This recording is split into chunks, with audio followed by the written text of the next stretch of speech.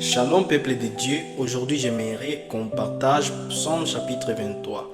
La Bible déclare ceci, cantique de David, l'Éternel est mon berger, je ne manquerai de rien. Celui qui parle ici, c'est David. Lui aussi, il était un berger. Tu sais, dans la vie, si tu as des problèmes de santé, tu dois avoir un médecin et tu dois l'écouter parce qu'il est expérimenté. Si tu as des problèmes juridiques, tu dois avoir un avocat et tu dois l'écouter parce qu'il est expérimenté. Et ici, on a besoin de comprendre les contextes que David essaie de nous faire part. David dit ceci, l'Éternel est mon berger, je ne manquerai de rien. En d'autres termes, il essaie de faire une comparaison. Moi qui ai un berger, je suis limité dans les temps.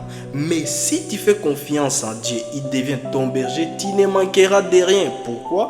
Parce que lui, il est omniprésent, omniscient et omnipotent.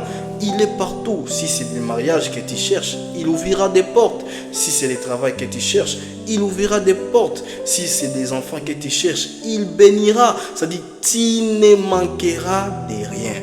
En d'autres termes, David essaie de nous dire ceci. Moi, je suis un homme.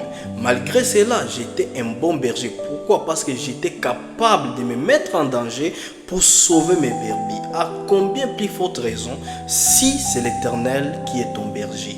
J'aimerais te dire ceci, les ennemis de ta famille ne te mangeront pas. Pourquoi? Parce que Dieu peut se mettre en danger pour te sauver aussi.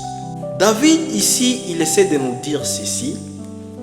Un homme, il est limité dans les temps et dans l'espace. Mais Dieu, lui, il n'est pas limité ni dans les temps ni dans l'espace. Tout ce que tu demanderas en son nom, il le fera. Et pour terminer, David essaie de nous dire ceci.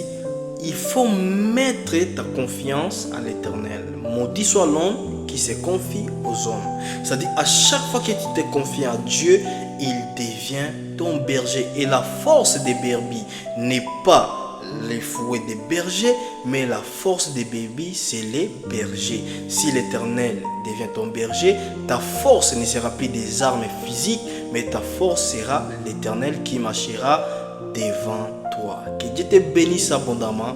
N'oublie pas de marcher avec l'Éternel, de lui confier ces problèmes qui sont en train de te peser, de lui donner l'occasion de saisir ton corps et d'y dominer. Que Dieu vous bénisse dans le nom puissant de Jésus.